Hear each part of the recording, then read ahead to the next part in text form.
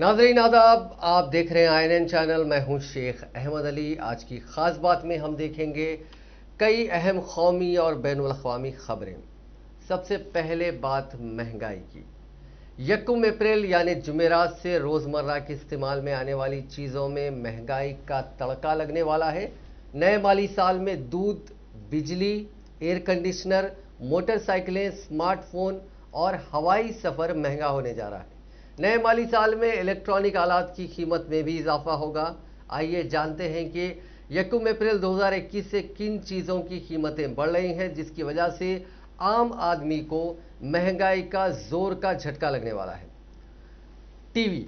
पहले 8 महीनों में टेलीविज़न की कीमत में 3 से 4 हज़ार रुपये का इजाफा हुआ है। टीवी मैन्युफैक्चरर PIL स्कीमों को मुतारिफ करवाने का मुतालबा कर रहे हैं। 1 अप्रैल से टीवी की कीमतों में 2 से 3 हज़ार रुपये का मजीद इजाफा होगा। उसके बाद AC और फ्रिज। 1 अप्रैल से AC और फ्रिज की कीमतों में इजाफा होने जा रहा है। कंपनियां खाम तेल की कीमत में इजाफे की वजह से AC की कीमतों में इजाफे के लिए तैयार है। हवाई सफ़र। मरकजी हुकूमत ने घरेलू परवाज़ों के किरायों में कम से कम 5% इजाफे का फैसला किया है। इसके अलावा हवाबाजी यानी सिविल एविएशन की सिक्योरिटी की फ़ीस में भी इजाफा होने जा रहा है। घरेलू परवाज़ों की सिक्योरिटी फ़ीस 160 रुपये से 200 रुपये तक बढ़ाई जाएगी। वहीं बैनुल अक़वामी परवाज़ों की फ़ीस $15 हो जाएगी, जो कि फ़िलहाल $5.2 है। दूध। किसानों का कहना है कि दूध की कीमत में 3 रुपये का इजाफा हो सकता है। ऐसी सूरत हाल में 1 अप्रैल से दूध कुछ शहरों में 49 रुपये फ़ी लीटर मिलेगा। सोने के दाम एक बार फिर गिर गए हैं। चारशंबे के रोज सोना 44,228 रुपये फी तोले पर आ गया। मार्च को सोना 45,520 रुपये पर था, यानी एक महीने में सोना 1292 रुपये सस्ता हो गया। वहीं चांदी की बात करें तो वो भी 62,727 रुपये फी किलो पर आ गई है, जो 1 मार्च को 68,877 रुपये पर थी। अगर एक्सपर्ट्स की बात करें तो एक्सपर्ट्स के मुताबिक डॉलर के मजबूत होने पर सोने के दाम कम होते हैं। अभी $1 की कीमत 73 रुपये 45 पैसे के बराबर है और इसकी कीमत अभी और बढ़ सकती है। डॉलर में मजबूती सोने को आने वाले 102 महीनों में 43,500 रुपये के करीब ले जा सकती है। एक और एक्सपर्ट ये कहते हैं कि एक बार फिर से दुनिया में और मुल्क में कोरोना की दूसरी लहर आ गई है। ऐसे में लॉन्ग टर्म इन्वेस्टमेंट में सोने में बढ़त देखने को मिल सकती है। उनके मुताबिक साल के आखिर तक सोने के दाम 48,000 रुपये तक पहुंच सकते हैं। इस ट्रेंड को इस तरह भी समझ सकते हैं कि मार्च की शुरुआत में सोना 44,000 के नीचे आ गया था, लेकिन अब दाम एक बार फिर बढ़े हैं। 1 जनवरी को सोना 50,300 रुपये पर था, जो अब 44,228 रुपये पर आ गया, यानी सोना इस साल अब तक 6,072 रुपये सस्ता हुआ। इधर इंटरनेशनल मार्केट में सोने की कीमत 1,686 अमरीकी डॉलर फी आउंस पर पहुंच गई है। 1 मार्च को यह $1731 फी आउंस पर थी। अगर आपने अभी तक अपने पैन कार्ड यानी परमानेंट अकाउंट नंबर को अपने आधार कार्ड से लिंक नहीं किया है तो ये काम फौरी तौर पर अंजाम दे लीजिए, क्योंकि पैन से आधार को लिंक ना करने की आज यानी 31 मार्च 2021 आखिरी तारीख है। पैन कार्ड अगर आपके आधार से मुंसलिक नहीं होगा तो आपको 1,000 रुपये तक का जुर्माना अदा करना पड़ सकता है। क़ब्ल अज़ीम मरकजी हुकूमत ने कई मरतबा आधार से पैन को लिंक करने की मियाद में तोसी की है, ताहम अब ऐसा ना होने की सूरत में जुर्माना आयद करने का इल्तिज़ाम है। वहीं कार्ड होल्डर्स के पैन को भी इनएक्टिव कर दिया जाएगा। ख्याल रहे कि गुज़िश्ता मंगल यानी 23 मार्च को लोकसभा में फाइनेंस बिल मंजूर किया गया था, जिसमें इनकम टैक्स कानून की 161 में नई दफ़ा 234H के तहत नया इंतज़ाम किया गया है कि पैन कार्ड से आधार के लिंक नहीं होने की सूरत में अब किसी भी शख्स को ज़्यादा से ज़्यादा 1,000 तक का जुर्माना अदा करना पड़ सकता है। इसके अलावा उस शख्स का पैन भी इनएक्टिव हो जाएगा। पैन कार्ड के इनएक्टिव होने की वजह से कई दिक्कतों का सामना करना पड़ सकता है। इनकम टैक्स की सेक्शन 139A में कहा गया है कि हर शख्स जिसके पास 1 जुलाई 2017 को पैन कार्ड था या वो आधार कार्ड बनवाने के अहल था, उसे पैन कार्ड को आधार से लिंक करना होगा। वहीं जिनके पास आधार कार्ड है उन्हें अपने रिटर्न में पैन अलॉटमेंट फॉर्म में अपना आधार नंबर टैक्स अफसरान को फराहम करना लाजमी होगा। बैंक सारिफीन के बिलों की ऑटो डेबिट या डेबिट के ज़वाबित में जो तब्दीली कल यकम अप्रैल से नाफिजुल अमल होने जा रही थी, रिजर्व बैंक ऑफ इंडिया ने उसे फिलहाल 6 माह तक के लिए मुलतवी कर दिया। लोगों को नए निज़ाम की वजह से काफ़ी परेशानियां होने का खदशा लाहक था, लेकिन रिजर्व बैंक ऑफ इंडिया ने कदम उठाया। ताहम आरबीआई ने बैंकों को सख्त इंतबाह भी दिया है। रिजर्व बैंक ने एक बयान जारी करके तमाम फरीकैन के लिए नए निज़ाम में आने की डेडलाइन में 30 सितंबर 2021 तक तौसी करते हुए कहा कि अगर कोई बैंक जवाबित पर अमल नहीं करता है तो यह सख्त तशवीश का बायस होगा और बैंक के खिलाफ कार्रवाई अमल में लाई जाएगी। रिजर्व बैंक ने कहा कि कुछ मुतालिकीन की जानिब से इस निज़ाम के निफाज में ताखिर की वजह से ऐसे हालात पैदा हुए हैं। इसका खुमियाजा सारिफीन को उठाना पड़ सकता है। सारिफीन को मुश्किलात से बचाने के लिए बैंकों को नए निज़ाम में आने के लिए 30 सितंबर 2021 तक का वक्त दिया गया। अब बात वेस्ट बंगाल की। इलेक्शन कमीशन ने मगरबी बंगाल असेंबली के 7वें और 8वें मरहले की 71 सीटों पर इलेक्शन के लिए नोटिफिकेशन चारशंबे के रोज जारी कर दिया। 7वें मरहले में रियासत के 5 अजला की 36 सीटों पर इलेक्शन होगा। इस मरहले में मालदा पार्ट 1, कोलकाता, जुनूब मुर्शिदाबाद पार्ट 1, मगरबी वर्धमान और जुनूबी दीनाजपुर में 26 अप्रैल को वोट डाले जाएंगे। वहीं 8वें मरहले में 4 अजला की 35 सीटों पर इलेक्शन होगा। उस मरहले में Malda part 2, Kolkata north, Murshidabad part 2 और वीरभूम अजला में 29 अप्रैल को वोटिंग होगी। नोटिफिकेशन जारी होने के साथ ही पर्चे नामजदगी दाखिल करने का अमल शुरू हो गया है। मगरबी बंगाल में 2 मरहले की वोटिंग से एक रोज कबल माफ कीजिएगा दूसरे मरहले की वोटिंग से एक रोज कबल टीएमसी की सरबराह ममता बनर्जी ने हिज़्ब इख्तिलाफ की जमातों के कायदीन को खत लिखा है। ममता बनर्जी ने खत के जरिए अपोजिशन कायदीन से अपील की कि जमहूरियत की बका के लिए बीजेपी के खिलाफ मुत्तहिद हो जाएं। नंदीग्राम में इंतखाबी तशहीर मंगल की शाम खत्म होने के बाद टीएमसी की लीडर ममता बनर्जी ने आज गैर बीजेपी लीडरान को जाती तौर पर खत इरसाल किया। ममता बनर्जी ने खत में हिज़्ब इख्तिलाफ के लीडरान से जमहूरियत की बका के लिए मुत्तहिद होने की अपील की। ममता बनर्जी ने यह खत 15 गैर बीजेपी लीडरान के नाम लिखा। खत में ममता बनर्जी ने लिखा कि मेरा ख्याल है कि जमहूरियत और आइन पर बीजेपी के हमलों के खिलाफ यकजा होने और मौसर जद्दोजहद करने का वक्त आ चला है। ममता बनर्जी ने जिन लीडरान को खत लिखा है उनमें कांग्रेस सरबराह सोनिया गांधी और अरविंद केजरीवाल जैसे लीडरान शामिल हैं। उन्होंने मुल्क के 5 वज़राए आला को भी खत इरसाल किया है। कांग्रेस सरबराह सोनिया गांधी के अलावा ममता बनर्जी ने एनसीपी के लीडर शरद पवार, डीएमके के सरबराह एमके स्टालिन, समाजवादी पार्टी के सरबराह अखिलेश यादव, आरजेडी लीडर तेजस्वी यादव, महाराष्ट्र के वजीर आला उद्धव ठाकरे, झारखंड के वजीर आला हेमंत सोरेन के अलावा कई अहम कायदीन को एक खत उन्होंने भेजा है। भारतीय जनता पार्टी के सीनियर लीडर और वजीर दाखिला अमित शाह ने चारशंबे के रोज कांग्रेस पर हमला करते हुए कहा कि उसने आसाम में तरक्याती कामों पर तवज्जो नहीं दी और अलहदगी पसंदी खत्म करने के लिए ठोस कोशिश नहीं की। अमित शाह ने बीजेपी की तरफ से मुनक़िदा एक इंतखाबी इजलास से खिताब करते हुए कहा कि कांग्रेस आसाम में अलहदगी पसंदी को खत्म करना नहीं चाहती थी। कांग्रेस कभी भी तशद्दुद, दहशतगर्दी और तहरीक खत्म नहीं चाहती थी। Congress all India United democratic front के लीडर बदरुद्दीन अजमल के साथ है। उन्होंने कहा कि अजमल आसाम की पहचान नहीं हो सकते हैं। आसाम की अगर कोई पहचान हो सकता है तो वो भूपेन हजारिका है।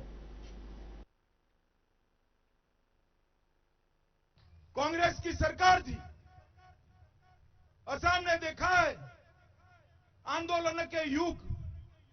मैं भी युवावस्था में यहां आया था, नारे लगाते थे, विद्यार्थी परिषद की रैली थी। आसाम की गलियां सुनी है, इंदिरा गांधी खूनी है। मगर आज आसाम गण परिषद और भाजपा दोनों एक मंच पर है और आसाम को आंदोलन करने की जरूरत नहीं है। आसाम को सारे अधिकार ये भारतीय जनता पार्टी की सरकार है। आतंकवाद से मुक्त आसाम, 5000 से ज्यादा युवा, पुलिस और आसाम की जनता गोलियों की भेंट चढ़ गई। मगर आतंकवादियों के साथ, हथियारी ग्रुपों के साथ कोई संवाद नहीं था। भारतीय जनता पार्टी की सरकार आई, मोदी जी की सरकार आई, 5 साल में 2000 से ज्यादा आतंकवादियों को हमने हथियार डलवाकर मेन स्ट्रीम में लाया है। आज आसाम में कहीं पर भी गोली नहीं चली। कांग्रेस की सरकार थी, कांग्रेस के साबिक सदर राहुल गांधी असेंबली इंतखाबात के लिए इंतखाबी मुहिम चलाने के लिए चाशुम्बे के रोज आसाम के दौरे पर हैं, जहां उन्होंने गुवाहाटी के कामाख्या मंदिर में पूजा की और देवी मां का आशीर्वाद लिया। राहुल गांधी ने ट्वीट करते हुए कहा कि हम आसाम के एहतराम और तरक्की की जद्दोजहद में आपके साथ हैं। कामाख्या मंदिर में पूजा के बाद कांग्रेस रहनुमा राहुल गांधी ने कहा कि आसाम में कांग्रेस पार्टी ने 5 वादे किए हैं। ये हमारे इंतखाब का बुनियादी मुद्दा है। हम बीजेपी नहीं है। हमने छत्तीसगढ़, पंजाब और कर्नाटका में कहा था कि कर्ज माफ करेंगे और ऐसा ही किया।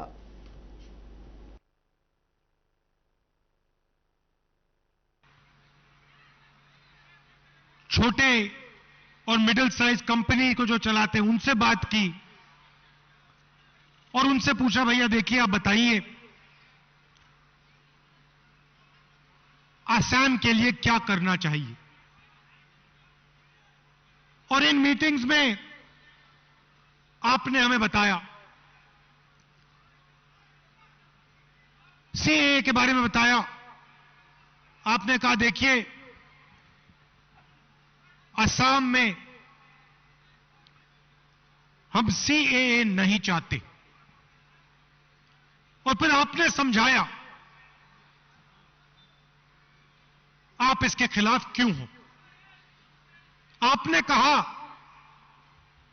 कि ये जो सीएए है ये असम पर आक्रमण है,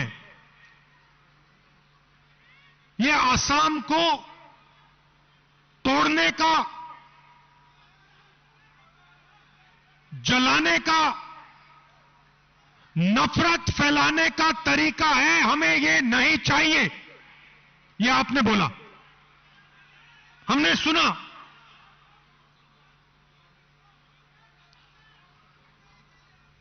और हमने अपने मैनिफेस्टो में एक लाइन लिख दी कि चाहे कुछ भी हो,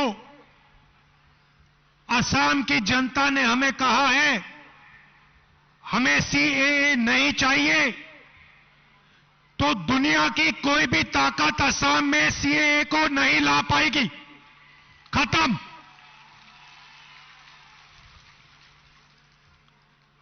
पहला वायदा। दूसरा वायदा,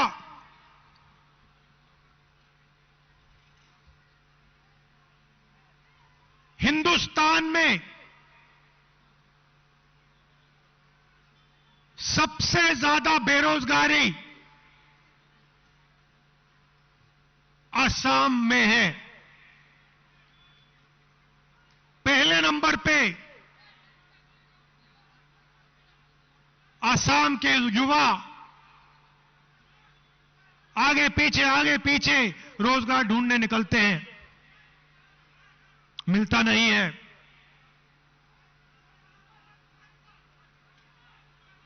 कैसे मिलेगा? कहां से मिलेगा? मरकजी हुकूमत की 3 ज़राई कानूनों को लेकर सुप्रीम कोर्ट की जानिब से बनाई गई 3 रुकनी कमेटी ने चाशुम्बे को अपनी रिपोर्ट सील बंद लिफाफे में कोर्ट को सौंप दी है। इस मामले में अब 5 अप्रैल को सुप्रीम कोर्ट में सुनवाई होगी। रिपोर्ट में बताया गया कि कमेटी ने मरकजी हुकूमत की 3 ज़राई कानूनों की तायीद की है। इसके लिए कमेटी ने 85 किसान तंजीमों से मिलकर हर एक पहलू पर बातचीत की। रिपोर्ट को लेकर ज़राई मामलों के एक्सपर्ट्स की भी राय ली गई है। पिछले साल सितंबर में हुकूमत ने 3 ज़राई कानून पार्लियामेंट से पास कराए थे। 22 से 24 सितंबर मुहर लगा दी थी। किसान इन कानूनों की मुखालिफत कर रहे हैं। कुछ वकीलों ने भी इन कानूनों को सुप्रीम कोर्ट में चुनौती दी थी। मुल्क भर में मरकजी हुकूमत के 3 ज़राई कानूनों के खिलाफ किसान तंजीमों के मुजाहरे को देखते हुए सुप्रीम कोर्ट ने 12 जनवरी को 3 रुकनी इस कमेटी की तश्कील अमल में लाई थी। कमेटी में अनिल धनवत, अशोक गुलाटी और प्रमोद जोशी शामिल हैं। मरकजी हुकूमत की जानिब से वज़ीर ज़राअत नरेंद्र सिंह तोमर ने कमेटी बनाने के फैसले का इस्तकबाल किया था। वहीं संयुक्त किसान मोर्चा समेत मुजाहरा कर रहे 40 किसान तंजीमों ने इसकी मुखालिफत करते हुए इसे हुकूमत के फेवर वाली कमेटी बताया था। किसानों का एहतजाज आज भी जारी है। दिल्ली बॉर्डर पर मुजाहरा कर रहे किसान तंजीम कई महीनों से एहतजाज करें और उन्होंने ऐलान किया कि मई के महीने में वो पार्लियामेंट मार्च करेंगे। संयुक्त किसान मोर्चा की तरफ से जारी बयान में बताया गया है कि किसान मई के महीने में पैदल पार्लियामेंट की तरफ पुरअमन मार्च निकालेंगे। हालांकि अभी इसकी तारीख तय नहीं की गई है, लेकिन इम्कान है कि 1 मई को लेबर डे के दिन ये मार्च हो सकता है। मुंबई में अदाकार एजाज खान को एनसीबी ने मंशियात के केस में गिरफ्तार कर लिया है। एजाज खान को 8 घंटे की पूछगछ के बाद गिरफ्तार किया गया। अदाकार एजाज खान का नाम मंशियात फरोश शादाब बटाटा की गिरफ्तारी के बाद सामने आया था। इसके बाद एनसीबी उनके अंधेरी और लोखंडवाड़ा समेत मुतअद्दिद मकामात पर सर्च ऑपरेशन किया। एजाज खान जैसे ही राजस्थान से बजरिए फ्लाइट मुंबई एयरपोर्ट पहुंचे तो उन्हें सबसे पहले एनसीबी ने हिरासत में लिया। इसके बाद एनसीबी के जरिए उनसे काफी देर तक पूछगछ की गई, फिर उन्हें गिरफ्तार किया गया। इसी दौरान एजाज खान ने कहा कि उन्हें एनसीबी ने हिरासत में नहीं लिया है, बल्कि वो खुद एनसीबी ऑफिस पहुंचे थे क्योंकि उन्हें तलब किया गया था। एजाज खान अक्सर अपने बयानात की वजह से सुर्खियों में रहते हैं। फिल्मों के अलावा वो एक तवील अरसे तक टीवी में भी अपनी सरगर्मियां अंजाम देते रहे हैं। टीवी के मुतनाज़िया शो बिग बॉस में वो अपने एक साथी के साथ मारपीट की वजह से खूब खबरों में रहे थे। इससे कबल एजाज खान को फेसबुक पर काबिले एतराज़ पोस्ट करने के मामले में भी गिरफ्तार किया गया था। Ejaz Khan Bigg Boss season 7 में देखे गए थे। उन्हें बिग बॉस में शरीक साथी के साथ मारपीट करने के बाद बिग बॉस शो से निकाल दिया गया था।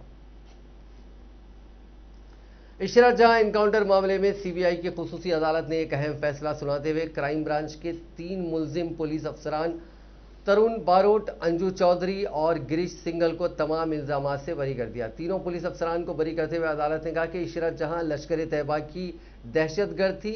अदालत ने कहा कि खुफिया रिपोर्ट की तरदीद नहीं की जा सकती है, यही वजह है कि तीनों पुलिस अफसरान को बरी किया जाता है। पुलिस अफसरान को बरी करते हुए अदालत ने कहा कि क्राइम ब्रांच के अफसरान गिरीश सिंघल, तरुण बारोट और अंजू चौधरी ने खुफिया महकमे से मिलने वाली इतला की बुनियाद पर कार्रवाई की थी। इन अफसरान ने वैसा ही किया जैसा उन्हें करना चाहिए था। तीनों अफसरान ने सीबीआई की अदालत में अर्जी दाखिल करके मुतालबा किया था कि इस मामले में कई आला अफसरान को बरी किया जा चुका है, लिहाजा उन्हें भी बरी कर दिया जाए। सीबीआई की जानिब से पुलिस अफसरान की अर्जी की मुखालिफत न किए जाने की वजह से मामला पहले ही खत्म हो चुका था। इससे कबल 4 अफसरान को बरी करने के खिलाफ भी सीबीआई ने अपील नहीं की थी। मुकेश अंबानी के घर एंटीलिया के बाहर धमाको अशिया से भरी स्कॉर्पियो मिलने के मामले में नेशनल इन्वेस्टिगेशन एजेंसी ने एक बड़ा खुलासा किया है। जांच एजेंसी के जराये के मुताबिक मामले में गिरफ्तार एपीआई सचिन वजह के कहने पर ही उनके पर्सनल ड्राइवर ने जिलेटिन से भरी स्कॉर्पियो को 25 फरवरी की रात एंटीलिया के बाहर खड़ा किया था। इस दौरान सचिन वजह उस इनोवा को चला रहा था जो लगातार स्कॉर्पियो की पीछे थी। स्कॉर्पियो खड़ी करने के बाद ड्राइवर पीछे से गेट से बाहर निकला और इनोवा में बैठकर दोनों वहां से चले गए। एनआईए के मुताबिक स्कॉर्पियो कांड की शुरुआत 17 फरवरी से हुई थी, जब इसके मालिक मनसूख हिरेन ने इसके स्टीयरिंग में खराबी की बात कहते हुए इसे मुलुंड एरोली रोड पर पार्क किया था। सीसीटीवी फुटेज में साफ हो गया है कि मनसूख ने उसी दिन पुलिस हेडक्वार्टर के पास स्कॉर्पियो की चाबी सचिन वजह को सौंपी थी। वजह ने यह चाबी अपने ड्राइवर, जिसके नाम का खुलासा नहीं हुआ है, उसको दी और उसे एरोली से उठाकर थाने में वाक़ अपनी सोसाइटी में ले जाने को कहा।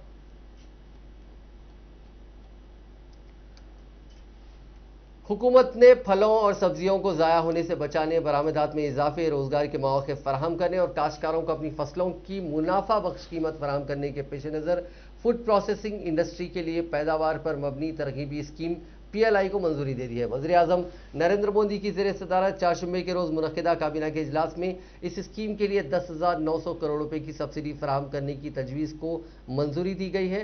काबीना के इजलास के बाद वज़ीर खुराक व रसद पीयूष गोयल ने एक प्रेस कॉन्फ्रेंस में बताया कि हुकूमत के इस फैसले से आलमी मियार की खुर्दोनोश की मसनूआत तैयार की जा सकेंगी और गैर मुल्की सरमायाकारी से बरामदात में भी इजाफा होगा।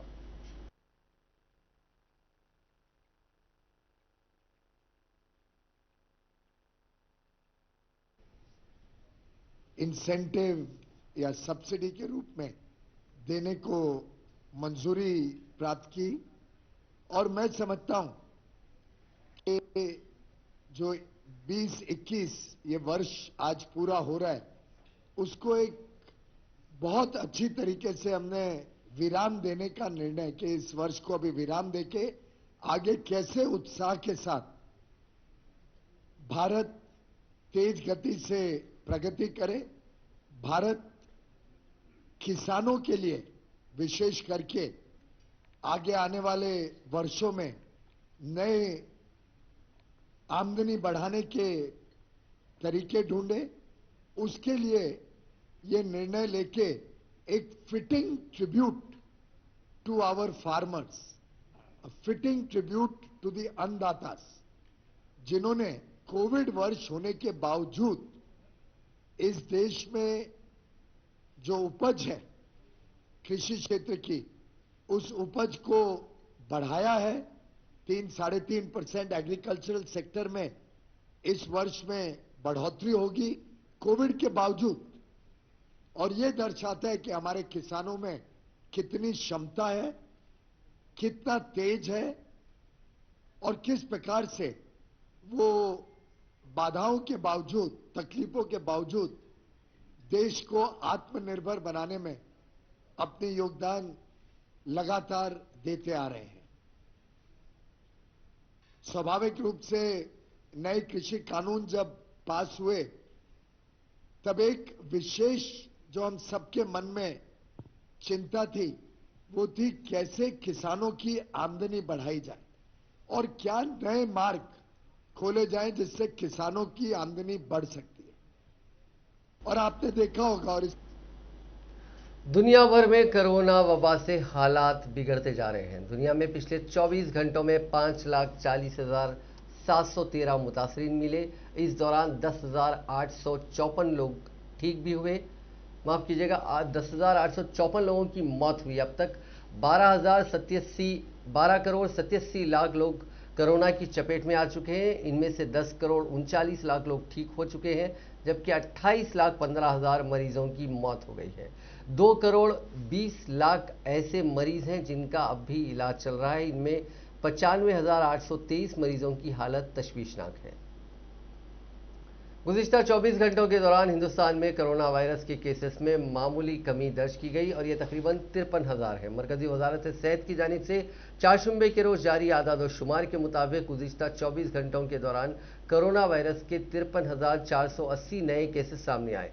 इसके बाद मुतासरीन की तादाद 1,21,49,335 हो गई है। वहीं इस दौरान 53,480 मरीज सेहतयाब भी हुए हैं, जिसकी वजह से मजमूई तौर पर अब तक 1,54,93,301 मरीज कोरोना से निजात पा चुके हैं। एक्टिव केसेस 5,52,566 हो गए हैं। इसी दौरान मजीद 354 मरीजों की मौत के साथ इस बीमारी से हलाकतों की तादाद 1,62,568 हो गई है। तेलंगाना में कोविड-19 के 684 नए मामला दर्ज किए गए हैं, जिसके बाद रियासत में मामलात की तादाद बढ़कर 3,07,889 हो गई है। रियासत में बहसत मजमूई अमवात की तादाद बढ़कर 1,697 हो गई है, क्योंकि गुज़िश्ता 24 घंटों के दौरान मजीद 3 अमवात हुई हैं।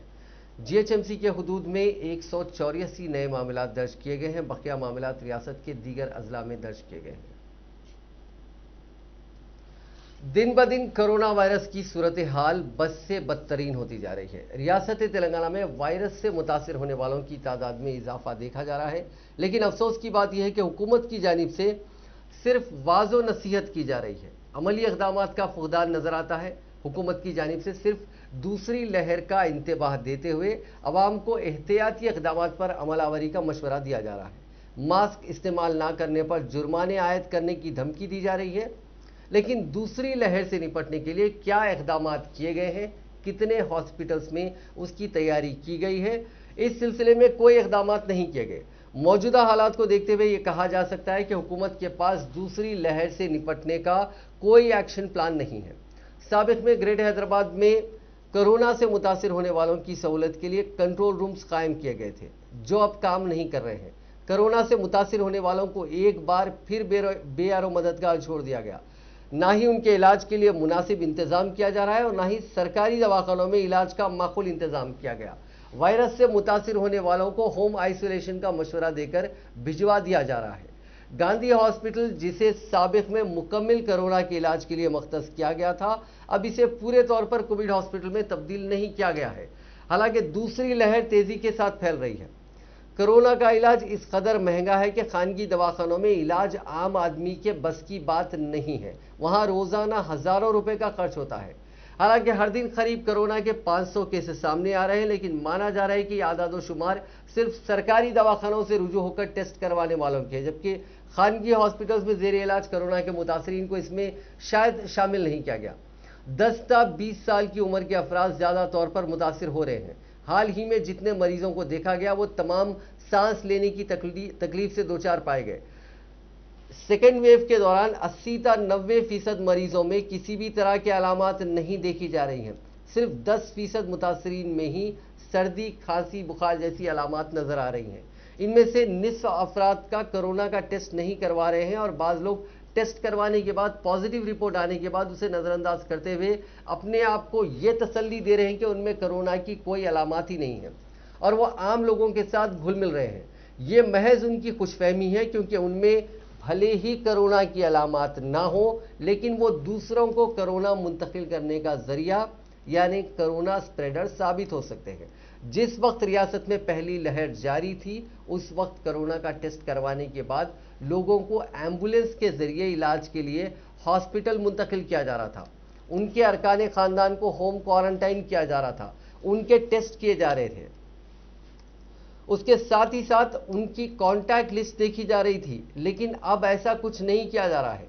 महकमे सेहत के हुक्काम के मुताबिक अप्रैल के अवाखिर और मई के पहले हफ्ते में दूसरी लहर उरूज पर यानी पीक पर होगी। आपको खौफजदा या परेशान करना हमारा मकसद नहीं है, लेकिन शहरी इस बात को अच्छी तरह समझ ले कि दूसरी लहर बहुत ही खतरनाक है।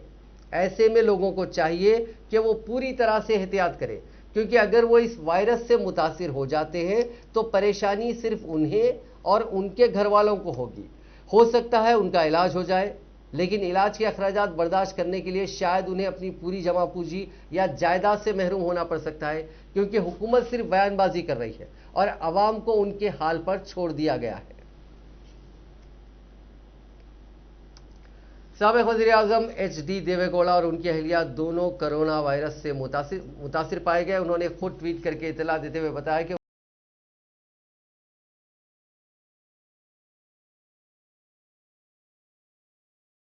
कोविड-19 से मुतासिर हो गए। हमने कुंभी के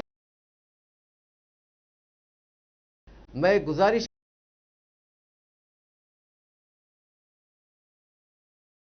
मायना करवा लें।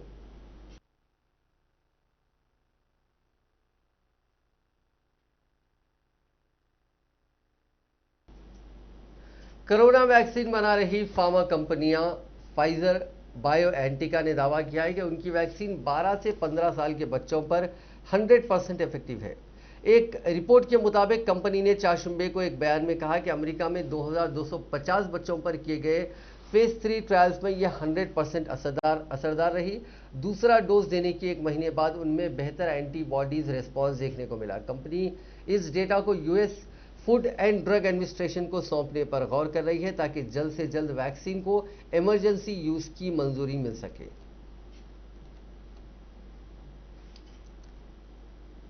1 अप्रैल से कोविड-19 वैक्सीनेशन प्रोग्राम का तीसरा फेज शुरू हो रहा है। 45 साल से ज्यादा उम्र के सभी लोगों को वैक्सीन लगेगी। हुकूमत ने 1 जनवरी 1977 कट ऑफ डेट तय की है, यानी 1 जनवरी 1977 से पहले जन्म लिए सभी लोग कोरोना वैक्सीन लगा सकेंगे। Leadership of our Prime Minister, this challenge also we could overcome, and we have struck a good quality balance between the needs of the world and the needs of Indians, and by prioritizing people in India, we have already, as I said earlier in the program, that we have already supplied vaccine almost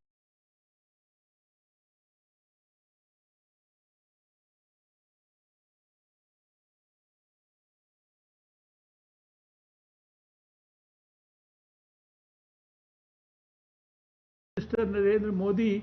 We could overcome all these challenges, and now on one hand we have successfully handled COVID with some of the best recovery rate in the whole world and the low. नाज़रीन, आज की खास बात में बस इतना ही। आपसे कल मुलाकात होगी नई खबरों के साथ, नए एनालिसिस के साथ। फिलहाल दीजिए इजाजत। खुदा हाफिज़।